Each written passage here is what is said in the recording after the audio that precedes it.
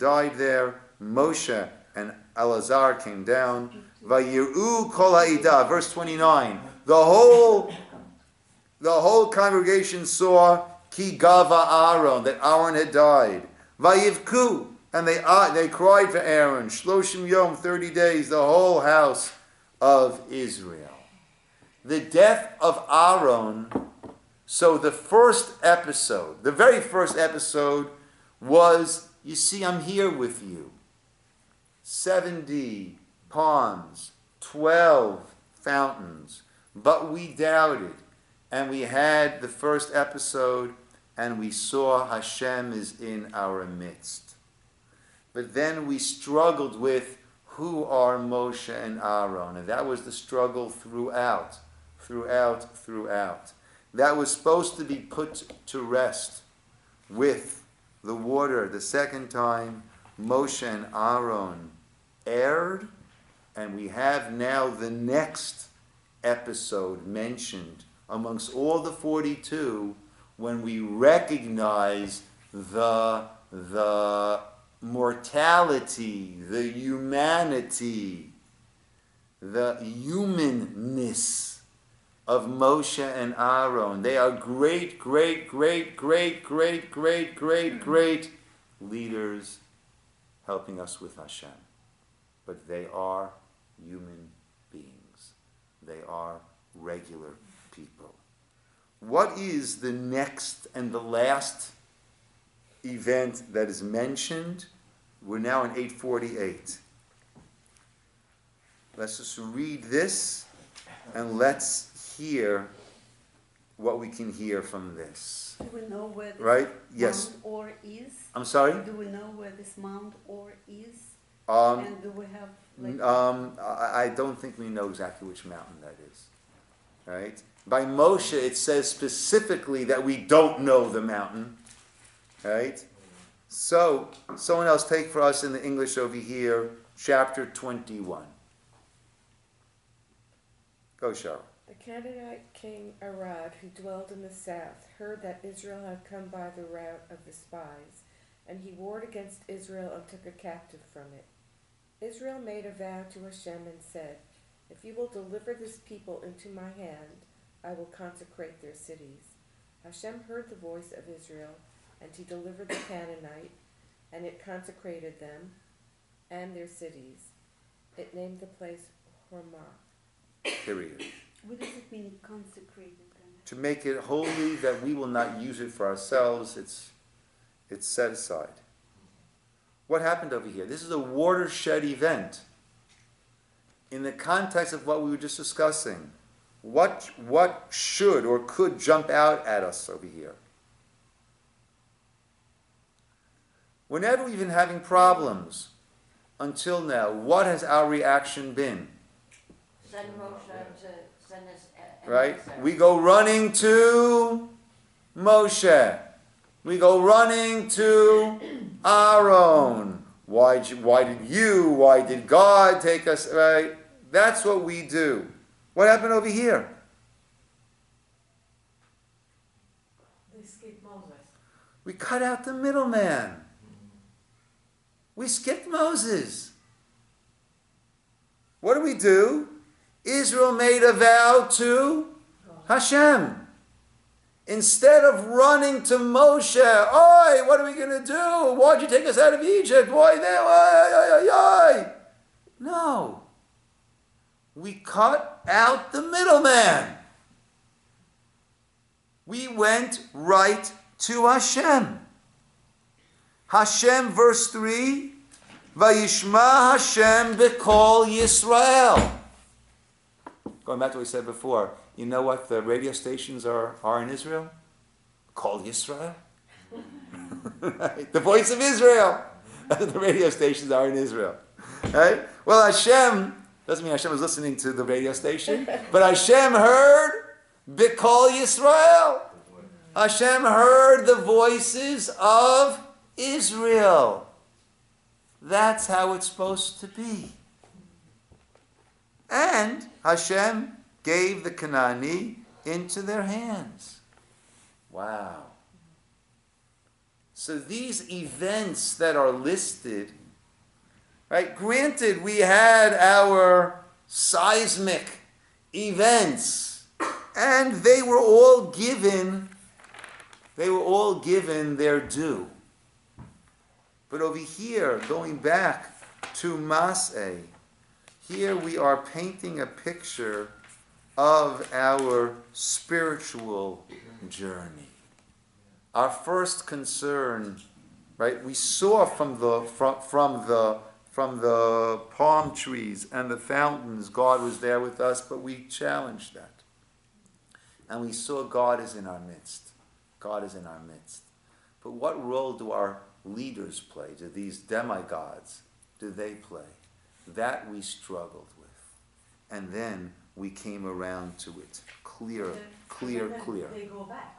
But then they go back to complain about the bread. Come on.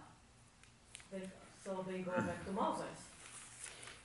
Difficult people and step forward. 8, where are we? Let me see, one second. It's 848 down. Yeah, by the bread we still had issues. Okay? So there are times that we have a glimpse, a great mashal that I heard. Mashal, what is it? Parable. Mashal? Mashal. Mashal. Yeah. Right? Actually comes from me shell, from that of. Me from shell, that of. Right? From that of I could extract a lesson.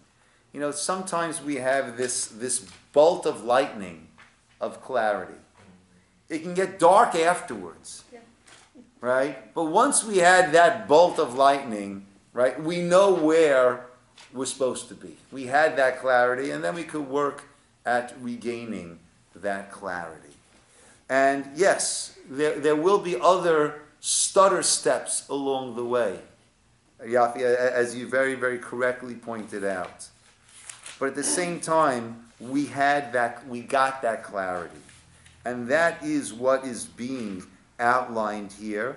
And I could take it a step further. Perhaps what's being outlined here is our roadmap for the future, right?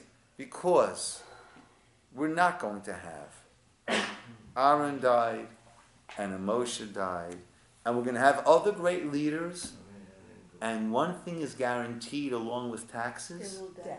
every single one of them will die.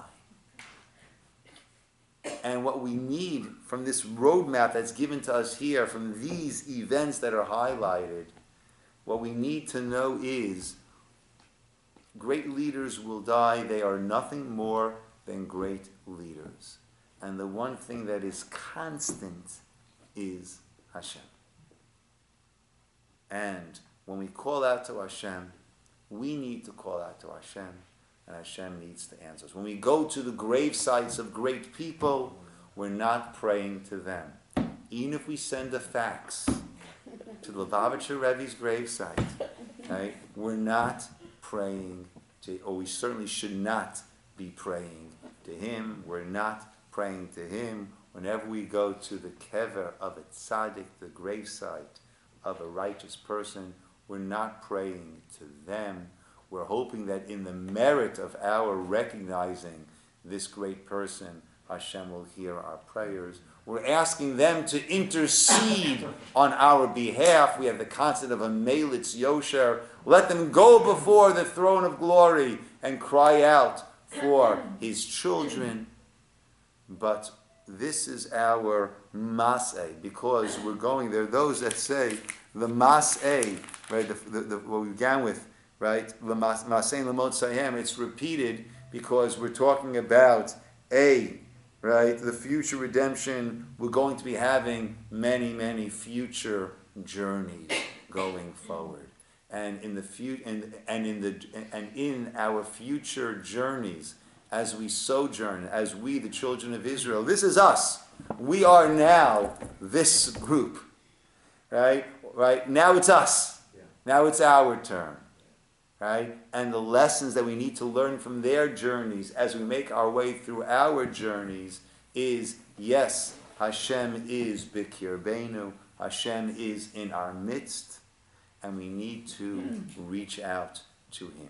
Even when we are thirsty, Hashem is there in our midst, and we must reach out to Him. Yes, Dov. Take a look at the cancellation at the beginning of the Parsha. Okay? First one is called Kalma Vazla? The first one is, I think, Aslan Girish. Okay. And look at over on Israel, what we have. Rivi'i. 4 exiles are rendered here. Huh. So Very here interesting. they are. Very The nice. first one, Edom. The first letter is the Aleph, Edom. Second one is Media. Next one is Babel. Yavan. Fascinating. Good. Hashem gives a Nice. big clue on this. A nice hint there. Beautiful, Dov. Janet. So back to the Meraglim, it still seems that they may have been grappling with Hashem being in our midst as well as the leadership, because, for example, Yahushua says, if the land is very, very good, if Hashem desires us, He will bring us to this land and give it to us. And it seems like all the people are thinking, Hashem wants us to do this alone. I hear It's not that. gonna happen. I hear that. Right, perhaps that's a transition, and we're still dealing with.